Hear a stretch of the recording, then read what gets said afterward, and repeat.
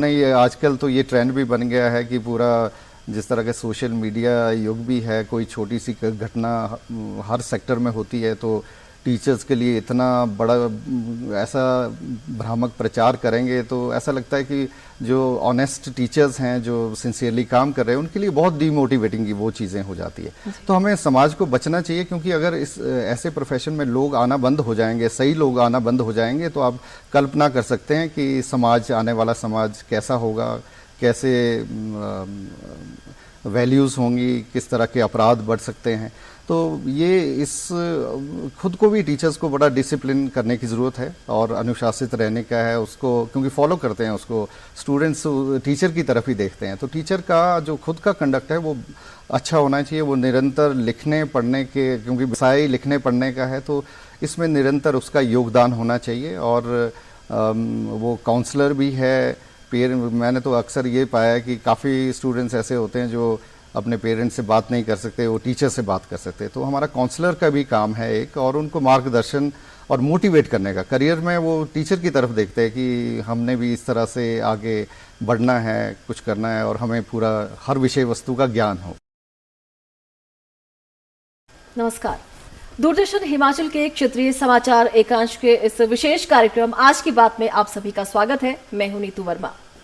दर्शकों, आपको याद होगा, शिक्षा को बढ़ावा देने के लिए पहले एक बहुत ही प्रसिद्ध नारा हुआ करता था, क ख ग घ को पहचानो, अलिफ को पढ़ना सीखो, छोटा अ बड़ा अ, छोटी ई बड़ी ई को तलवार बनाकर लड़ना सीखो। जी हाँ, ऐसे कई नारे हुए, कई तरह की शिक्षा नीतियां आई जो हमें, हमारे देश को शिक्षा के क्षेत्र में, जिनसे हमने प्रेरणा ली और हमारा देश शिक्षा के क्षेत्र में इस मुकाम तक पहुंचा है। शिक्षा कैसे सबकी पहुंच में हो, शिक्षा में किस तरह से उसे गुणवत्ता युक्त बनाया जा सके और शिक्षा को रोजगार से कैसे जोड़ा जा सके। साथ ही साथ नई शिक्षा नीति क्या है और नई शिक्षा नीति की आखिर हमें आवश्यकता क्यों पड़ी, इन तमाम विषयों पर चर्चा करने के लिए आज हमारे साथ स्टूडियो में हमारे साथ मौजूद हैं डॉक्टर राकेश शर्मा। डॉक्टर राकेश शर्मा जो है वो पिछले 25 वर्षों से अध्यापन क्षेत्र से जुड़े हुए हैं और ये अर्थशास्त्र में एसोसिएट प्रोफेसर हैं प्रदेश के उच्च शिक्षा विभाग में।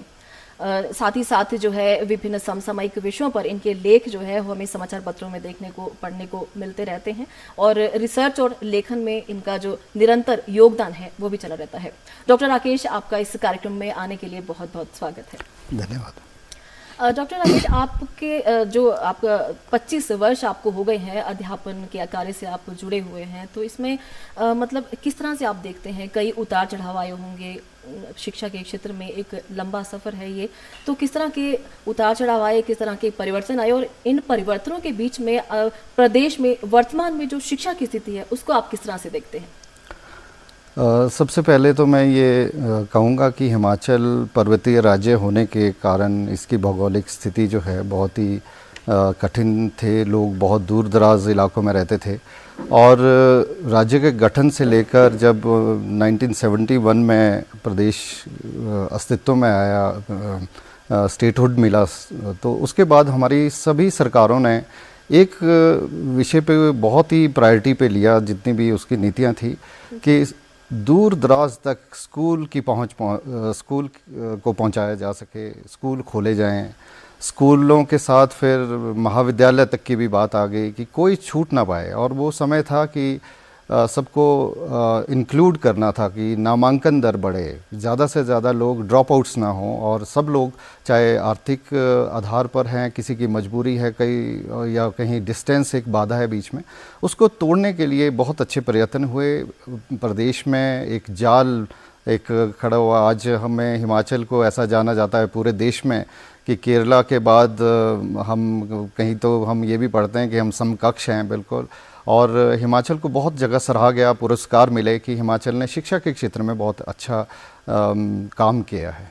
जी बिल्कुल, मतलब शिक्षा को जो है एक सबकी पहुंच तक बनाने का जो है प्रयास किया गया है। जी, सरकार कह रही है कि प्रदेश में जो है मात्रात्मक शिक्षा की बजाय अब गुणात्मक शिक्षा को ज़्यादा तवज्जो दी जाए। अभी हाल ही में बजट सत्र के दौरान जो बजट भाषण हुआ है उसमें भी ये कहा गया है कि मात्रात्मक शिक्षा की जगह गुणात्मक शिक्षा जो है उस पर फोकस किया जाए। तो मात्रात्मक शिक्षा और गुणात्मक शिक्षा में क्या अंतर आप समझते हैं और कहाँ तक इसे आते हैं? देखिए, हमने, जैसे मैंने पहले कहा कि पहली लड़ाई हमारी थी कि संस्थान खुले, लोगों की पहुंच हो स्कूल और कॉलेज तक जाने में।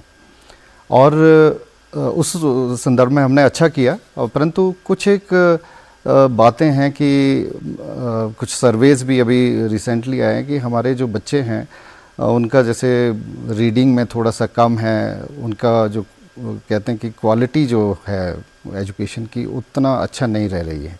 वो नेशनल लेवल के सर्वेज हैं और मुझे ये लगता है कि वो ऐसा कोई निराशाजनक पहलू भी नहीं है, वो हमें आगे बढ़ाने वाला है कि ताकि हम और अच्छा सुधार करें। और ये सिर्फ उस लेवल पे ही नहीं है, रीडिंग लेवल को उठाने का नहीं है, परंतु गुणात्मक शिक्षा एक बड़ा विस्तृत पहलू है, क्योंकि ये रोज़गार से सीधा जोड़ता है। अच्छी एजुकेशन होगी तो बच्चा अपना रास्ता आगे कॉलेज, अच्छे संस्थान, न सिर्फ देश में विश्व स्तर तक वो पहुंच सकता है। तो इस दिशा में सरकार ने अभी प्रतिबद्धता दोहराई है। हिमाचल प्रदेश के बजट में स्वयं मुख्यमंत्री जी ने ये कहा है कि हम अब ये गुणवत्तापूर्ण जो शिक्षा है उसकी तरफ बढ़ेंगे। और उस दिशा में मैं ये स्पष्ट करना चाहूँगा कि गुणवत्ता कैसे बढ़ाई जाती है, वो है कि आपका जो स्टूडेंट टीचर रेशो है उसको कम, मतलब स्टूडेंट टीचर जो प्रति टीचर कितने स्टूडेंट्स हैं, शुरू में हमारे पास हो सकता है बहुत ज़्यादा स्टूडेंट्स है, एक टीचर ज़्यादा स्टूडेंट्स को पढ़ा रहा है, वो रेशो कम हो, क्योंकि जितना रेशो कम होगा एक टीचर के पास अगर 20 स्टूडेंट्स होंगे तो वो उन पे ज़्यादा ध्यान दे पाएगा। तो उस दिशा में प्रयास हैं। और इंफॉर्मेशन कम्युनिकेशन जो टेक्नोलॉजी है, आपने सुना होगा अक्सर, अभी भी हमें केंद्र से और मदद मिली। अभी मैं 2-3 दिन पहले ही पढ़ रहा था, तकरीबन 800 करोड़ का कोई बात हुई है कि इंफ्रास्ट्रक्चर जो है स्मार्ट क्लासरूम वगैरह उसको बढ़ाने के लिए हम उसकी तरफ बढ़ रहे हैं। मतलब कहीं ना कहीं ये कि शिक्षा को गुणात्मकता से जोड़ेंगे तो रोज़गार में भी फ़ायदा होगा। और बेरोज़गारी जो है वो हमारे देश की बात हो या फिर प्रदेश की बात हो, एक बड़ी समस्या रहती है। प्रदेश में भी ऐसा नहीं है कि शिक्षित युवाओं की कमी है या कोई शिक्षा का अभाव है, लेकिन फिर भी बेरोज़गारी जो है वो बड़ी समस्या के रूप में सामने आती है। तो क्या कारण इसका मान सकते हैं कि शिक्षा तंत्र में कोई कारण कमी मानी जा सकती है या फिर कोई अन्य कारण इसके पीछे माना जा सकता है? ये सारी चीज़ें जुड़ी हुई हैं जो हमने अभी भी बात की। वो ये है कि हम अभी तो ये प्रयास कर रहे थे कि सभी लोग ये शिक्षण संस्थानों तक पहुँचे। अच्छा, वहाँ हमने पहुँचा दिए, काफ़ी संस्थानों में संख्या भी बढ़ी, परंतु सभी स्टूडेंट्स, ऐसा है हमारे अभी हम समाचार पत्रों में देखते हैं कि अमेरिका में भी कोई हमारे यहाँ से स्टूडेंट जा रहे हैं, अच्छे पदों पे जा रहे हैं, चमक रहे हैं। तो परंतु अभी पूरा फोकस ये है कि ज़्यादा से ज़्यादा प्रोपोर्शन जाए। ऐसा नहीं है, मान लीजिए कहीं किसी इंस्टीट्यूट में, शैक्षणिक संस्थान में 1000 लोग हैं, 1000 स्टूडेंट्स हैं, तो वो ज़्यादा से ज़्यादा उनका प्रोपोर्शन अच्छे डिफरेंट डायरेक्शन में जाएं, अच्छा करें, तभी कोई राष्ट्र, कोई राज्य अच्छा कर पाता है, जब उसके ज़्यादा से ज़्यादा लोग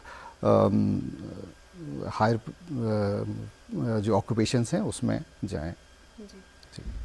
अभी जैसे हम बात करते हैं, अभी प्रदेश सरकार जैसे सत्ता में आई उससे पहले उन्होंने कई दावे किए हैं, मतलब बार बार युवाओं को रोज़गार से जोड़ने की बात की गई है, मुद्दे को उठाया गया है। तो आप इसको किस तरह से देखते हैं कि आने वाले 5 वर्षों में जो है प्रदेश की शिक्षा है और रोज़गार को किस तरह से देखते हैं और किस तरह के इसमें बदलावों की आप अपेक्षा करते हैं? देखिए, पहले तो इस विषय में मैं ये देखूंगा कि प्रदेश में हमारे पास जो प्रदेश के युवा हैं उनको रोज़गार के अवसर हैं कहाँ, और वो कृषि क्षेत्र हमारा है, यहाँ कृषि बागवानी है, और इंडस्ट्री बहुत कम है, हमारे जो बॉर्डर एरियाज़ हैं वहीं पे हैं, और हिमाचल का यूथ बहुत दूसरे राज्यों की ओर अपना रुख करता है।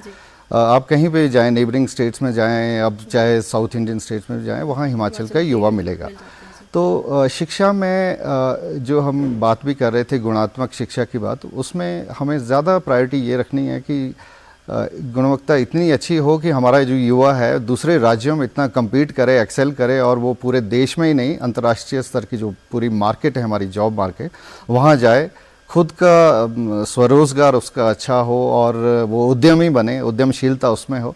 तो सारा दारोमदार हमारी शिक्षा पद्धति पे है, शिक्षा प्रणाली पे है कि हम उसको कितना अच्छा बना पा रहे हैं, कितना उसमें कॉन्फिडेंस आ रहा है, उसका अध्यापन जो लर्निंग आउटकम्स हैं हमारे, वो कैसे कर पाएंगे। और उसके लिए मैं ये समझता हूँ बहुत मल्टीपल लेवल पे हमें काम करने की ज़रूरत है। स्टूडेंट टीचर रेशो में बदलाव की ज़रूरत है, इंफ्रास्ट्रक्चर का अच्छा हमें है, टीचर्स का डेडिकेशन, उनका मोटिवेटेड रहना, वो एक बहुत ज़रूरी इसके लिए है कि वो एक ऐसा एनवायरनमेंट बने एजुकेशनल इंस्टीट्यूशन में कि सभी स्टूडेंट्स कुछ बनने आए।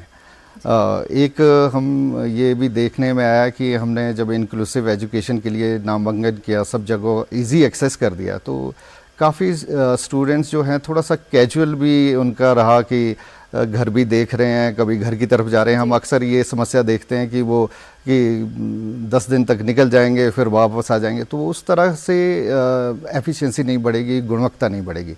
तो हमें इस और विशेष ध्यान देना है, हॉस्टल्स का निर्माण करना है कॉलेजेस में, ताकि उनका मोबिलिटी ज़्यादा ना हो, वो अपने इंस्टीट्यूशन में ही रहे, ज़्यादा से ज़्यादा वो टीचर के कांटेक्ट में रहे और सीखते रहें, निरंतर सीखते रहें, पढ़ते रहें, लिखते रहें। जी। प्रदेश में अगर हम उच्चतर शिक्षा की बात करते हैं तो कई तरह के बदलाव इसमें देखे जाते हैं। जैसे पहले रूसा प्रणाली आई तो उसमें सेमेस्टर सिस्टम किया गया, उसके बाद एनुअल सिस्टम किया गया और अब फिर से जो है सेमेस्टर सिस्टम की ओर ध्यान दिया जा रहा है, उसकी तरफ बढ़ा जा रहा है। तो ये जो बदलाव होते हैं इसमें क्या मतलब जो विद्यार्थी हैं किस तरह के मतलब सहज महसूस करते हैं या फिर उन्हें किस तरह की कठिनाइयाँ आती हैं, साथ ही साथ विश्वविद्यालय के लिए महाविद्यालयों के सामने किस तरह की चुनौतियाँ उत्पन्न होती हैं इस तरह के बदलावों से? बदलाव मैं तो ये मानता हूँ कि हमेशा कुछ नयापन लाता है। बदलाव नहीं होंगे तो हम उसी एक ढर्रे पे चलना शुरू करते हैं कि भी 30 साल पहले भी वैसे ही कॉलेज होता था, वैसे ही आज है। और आज के समय में बदलाव इसलिए भी ज़रूरत है कि जनरेशन चेंज हो गया है। आज का युवा मतलब ये 5 वर्ष के गैप में ही आपको जनरेशन चेंज जैसा दिखता है कि 5 साल जो मैच्योर हैं वो बड़े हैं, वो उनसे छोटे हैं, तो उनमें बहुत बदलाव है। तो हमें उन बदलाव के साथ साथ चलना है। और हम युवाओं को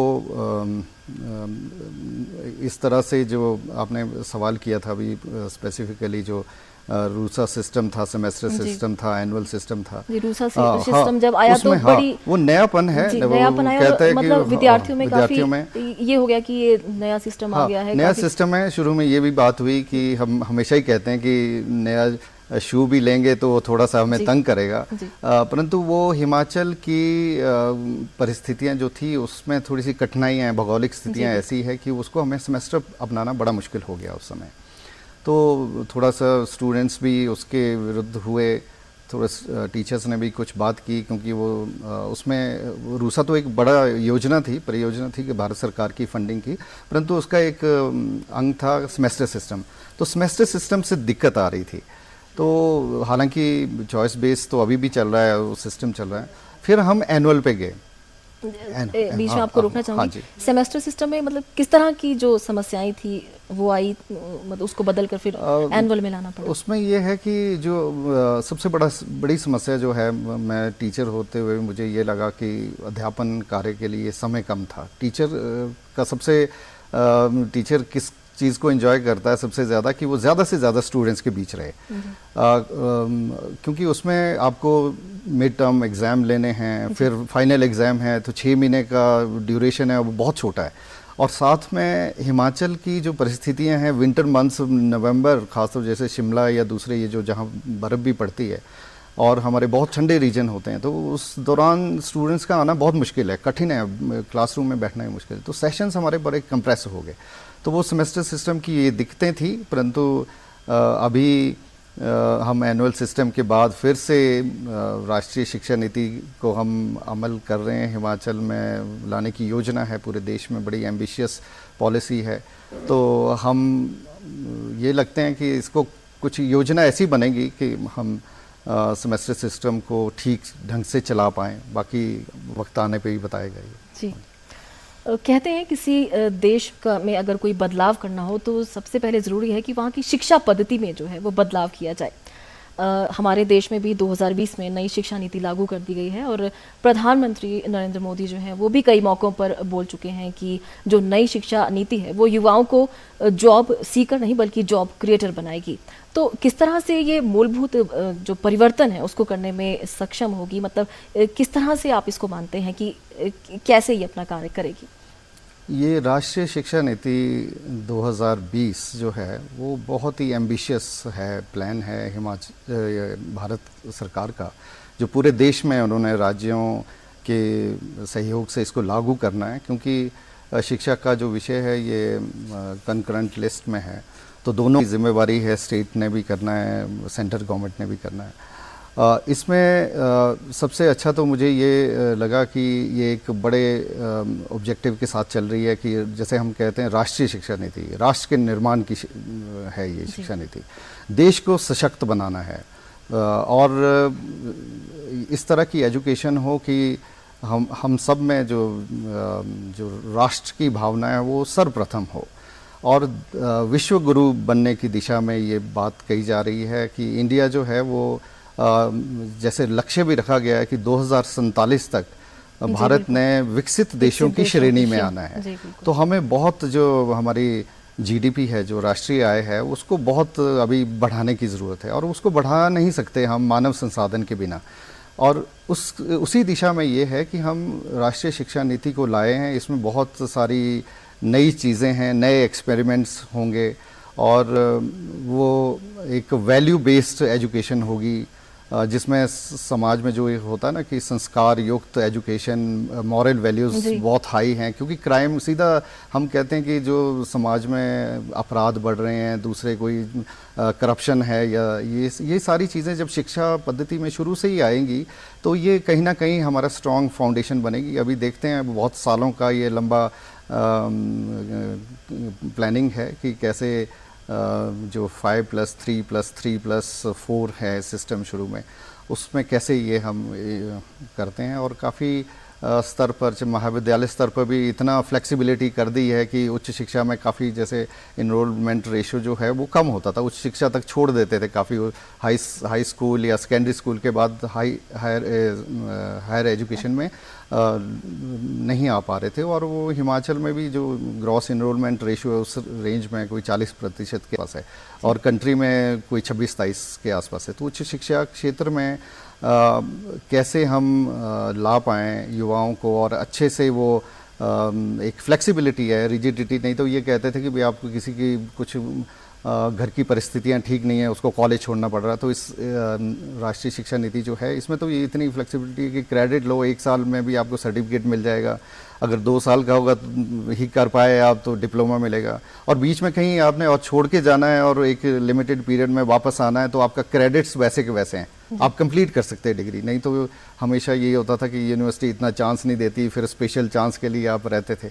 और शिक्षा पे इस जो राष्ट्रीय शिक्षा नीति है इसमें एक अच्छा प्रयोजन मुझे ये लगा कि जो हम देश का और राज्यों का जो सकल घरेलू उत्पाद है उसका तकरीबन 3.1% अभी हम खर्च कर रहे हैं शिक्षा पे, और वो डबल करने से इसमें कि हम 6% तक उसको ले जाएंगे। तो निश्चित तौर पे इससे क्या होगा कि हमारा जो इंफ्रास्ट्रक्चर है एजुकेशन में वो स्ट्रेंथन होगा, और हमारी शिक्षा जो ढांचा है वो बरसों से जो है जिस तरह से देखते आए हम, तो ये अपेक्षित है कि उसमें काफ़ी बदलाव आएगा। और वो बदलाव इसलिए भी आना है कि हमें शिक्षा ऐसी हो जो कौशल दे, स्किल्स दे और उद्यमशीलता लाए। हम लोग नहीं तो कुछ शुरुआती दशक तो ऐसे रहे कि शिक्षा का मतलब होता है कि हमें सरकारी नौकरी मिले, फिर हम उससे थोड़े से आए भी कि चलो प्राइवेट सेक्टर में भी मिले। परंतु ये शिक्षा ऐसी होगी कि हमारा जो युवा है, शिक्षित युवा है, वो उद्यमी भी बन सकता है, उसमें कुछ नया करने की अगर चाहे उत्पादन के क्षेत्र में, चाहे सेवा के क्षेत्र में, वो कुछ नया कर सकता है, इनोवेट कर सकता है। और जितने भी विकसित देश हैं वो इनोवेशन से ही आगे निकले हैं, ऐसे उद्यमशीलता से ही आगे निकले हैं। जी क्या ये इंफ्रास्ट्रक्चर खड़ा होगा, फैसिलिटीज जाएंगे, लेकिन इसके लिए हम कितना सक्षम मानते हैं अपने आप को कि भाई जो इसके खर्च वगैरह के लिए किस तरह से हम इसको कर पाएंगे? देखिए, मैं ये समझता हूँ कि राज्यों का तो रहता है, संसाधनों की कमी है। राज्य सरकार, भारत में बहुत सारे राज्य हैं जो, क्योंकि राज्य की जिम्मेवारियां बहुत ज़्यादा हैं, सामाजिक सुरक्षा सबसे प्रायोरिटी पे है और शिक्षा स्वास्थ्य का बुनियादी प्रयोजन भी है। पर क्वालिटी एजुकेशन को बढ़ाने के लिए केंद्र जो है, जिसके पास वित्तीय संसाधन बहुत है, अगर वो चाहे अपनी नीतियों से राज्यों को, और केंद्र करता है अभी तक, जहाँ पे राज्य थोड़े से संसाधनों की कमी महसूस करते हैं वहाँ पे केंद्र बढ़ चढ़ कर धन का प्रयोजन करता है जी। और इसमें भी मुझे ये लग रहा है कि राष्ट्रीय शिक्षा नीति जो है, इसको अमली जामा पहनाने के लिए, इसको सक्सेसफुल बनाने के लिए केंद्र की तरफ से राज्यों को वित्तीय मदद भी मिलेगी, एक मार्गदर्शन भी मिलेगा, और किस दिशा में देश को ले जाना है ये तो हम सबसे पहले ये अपेक्षित है केंद्र सरकार से ही। जी। तो मुझे ये लगता है कि ये शुरू जब हो जाएगा तो हम सही दिशा में जाएंगे। अभी जी। बाकी जी। देखते हैं। वैश्विक पटल में हम अगर देखते हैं तो अनेक बहुराष्ट्रीय कंपनियां हैं जहां पे हिमाचल के लोग जो हैं वो काफ़ी ऊंचे पदों पर आसीन हैं। वो सब जो है पुरानी शिक्षा पद्धति से निकल कर ही आगे पहुंचे हैं। तो ऐसे में क्या आवश्यकता आप मानते हैं कि जो नई शिक्षा नीति है उसकी हमें ज़रूरत पड़ती है? देखिए, इसमें नई जो शिक्षा नीति है, इसमें हमें रेशो बढ़ाना है। वो उद्यमशीलता पहले निकली है, बहुत संघर्ष से निकली है, बहुत कठिन है, कट थ्रोट कंपटीशन जो हम अभी भी देख रहे हैं। जितने इंजीनियरिंग टेस्ट हैं, आपके नीट है या सिविल सर्विसेज हैं, दूसरी जितने भी कॉम्पिटिटिव, तो इंडिया में जितना कंपटीशन यूथ को झेलना पड़ रहा है, उससे तनाव में भी बहुत लोग हैं। तो मुझे ये लगता है कि वो सारी चीज़ें भी ख़त्म करनी है कि इतना कंपटीशन में ना हो, पर रेशो बढ़ाना है ताकि आपके उद्यमी ज़्यादा निकले। वो मुझे ये लगता है कि आज अगर 100 होंगे तो कल को हमारा लक्ष्य ये होना चाहिए कि उन जगहों पे हमारे 400 हो, 1000 हो। इस तरह से लोग, रेशो बढ़ेगा हमारे युवाओं का, उद्यमियों का, और जो हमारे क्वालिटेटिव एजुकेशन जब बढ़ेगी। जी बिल्कुल। हमारे देश में जो डिग्री देने का जो ढांचा बना हुआ है, जैसे कोई बीए कर रहा है, बीएससी कर रहा है या फिर बीकॉम कर रहा है, तो उसमें आप क्या समझते हैं कि किस तरह के बदलाव लाने की ज़रूरत है ताकि जो ये शिक्षा प्राप्त कर रहे हैं उन्हें कुछ फ़ायदा हो सके? ये बहुत ही अच्छा प्रश्न आपने किया, क्योंकि हम लोग भारत में ये बहुत सालों से भी बात कर रहे थे कि डेमोग्राफिक डिविडेंड है हमारे यहाँ, युवा सबसे ज़्यादा है और वही बदलाव लाएगा। तो अगर एनालिसिस हम करें पूरे देश की शिक्षा व्यवस्था का, तो हमारे पास जो ट्रेडिशनल जो हम डिग्री कोर्सेज़ हैं वो ज़्यादा प्रोपोर्शन में हैं पूरे देश में। अगर जाएं, वो ट्रेडिशनल कोर्सेज़ हमारे जो जनरल डिग्री कोर्सेज़ हैं, बीए है, बीएससी है, बीकॉम है, और इनमें इनरोलमेंट सबसे ज़्यादा है, और इनको जॉब के लिए तैयार करा है इन कोर्सेज़ को, क्योंकि हर एक विषय की अपनी महत्वता है, हर एक डिग्री की अपनी महत्वता है, परंतु वो गड़बड़ कब होता है जब उसके प्रोपोर्शन में आपको जॉब्स नहीं मिलती है। जी। और बहुत सारे सेक्टर्स हैं ऐसे, कई दफ़ा मुझे ये लगता है कि कहीं फार्मास्यूटिकल्स इंडस्ट्री है, हिमाचल में भी इंडस्ट्री है, तो उसके लिए हम मैचिंग हमारा एजुकेटेड यूथ नहीं मिल पाता है। तो हमें इस तरह की एजुकेशन देनी है जो मार्केट की नीड्स हैं उसको भी मैच करे और स्वरोजगार के लिए उद्यमशीलता भी लाए। उस दिशा में हमें जाने की ज़रूरत है।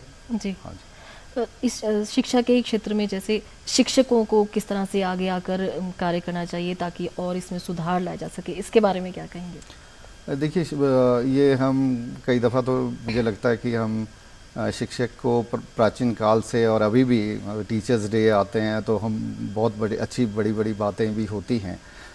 टीचर प्रोफेशन में एंट्री से लेकर और मतलब टिल द रिटायरमेंट भी, मैं कहूँगा रिटायरमेंट के बाद भी एक टीचर तो टीचर ही रहता है, वो मोटिवेटेड रहना चाहिए।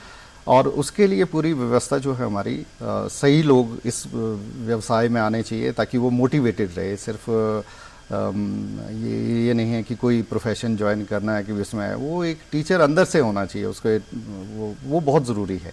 और समाज में भी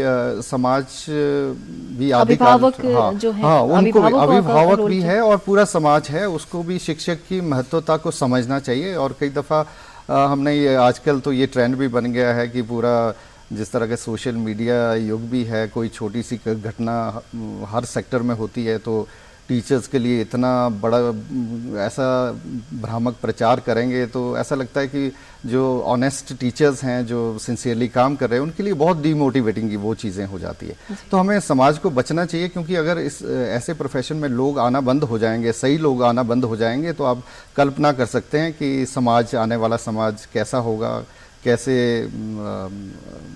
वैल्यूज़ होंगी, किस तरह के अपराध बढ़ सकते हैं। तो ये इस खुद को भी टीचर्स को बड़ा डिसिप्लिन करने की ज़रूरत है और अनुशासित रहने का है उसको, क्योंकि फॉलो करते हैं उसको, स्टूडेंट्स टीचर की तरफ ही देखते हैं। तो टीचर का जो खुद का कंडक्ट है वो अच्छा होना चाहिए, वो निरंतर लिखने पढ़ने के, क्योंकि व्यवसाय लिखने पढ़ने का है तो इसमें निरंतर उसका योगदान होना चाहिए। और वो काउंसलर भी है।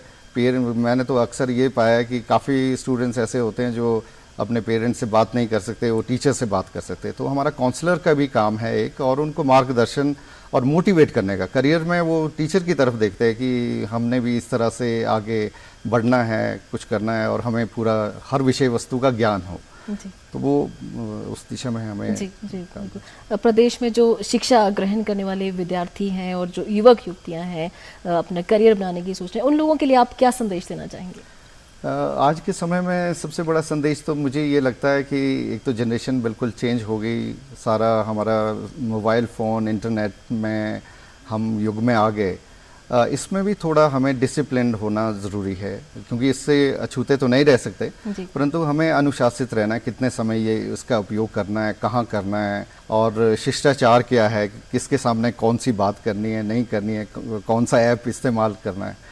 तो एक तो वो अनुशासित रहना है उनको। और पेरेंट्स के लिए मैं ये कहूँगा कि पेरेंट्स को भी नज़र रखने की ज़रूरत है। प्राचीन काल में से लेकर आज तक एक अनुशासन ही है जो बच्चों को सही दिशा में ले जाता है। तो समय हो ना हो आपको निकालना पड़ेगा बच्चों के लिए। तो इस लक्ष्य में आगे जाएं, युवा एक गोल लेके चलें और ये कुछ अलग करने का ठाने, तो मुझे लग रहा है कि वो ऊंचाइयां छू सकते हैं। एक चुनाव करके चलें कि किस तरह से रोजगार से जुड़ेंगे, जो शिक्षा ग्रहण कर रहे हैं उसका किस तरह से लाभ उठा सके।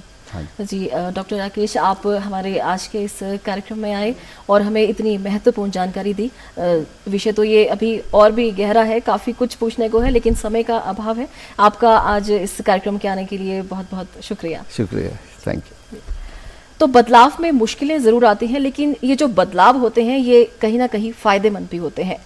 शिक्षा के क्षेत्र में जो सकारात्मक बदलाव हो उन्हें अपनाना चाहिए, उन्हें देखना चाहिए, सोचना चाहिए, समझना चाहिए, क्योंकि ऐसे बदलाव जो हमें सही दिशा में ले जाते हैं उनको करना, उनको अपनाना आवश्यक हो जाता है। ऐसा करने पर ही हम एक विकसित भारत की परिकल्पना को आत्मसात कर सकते हैं।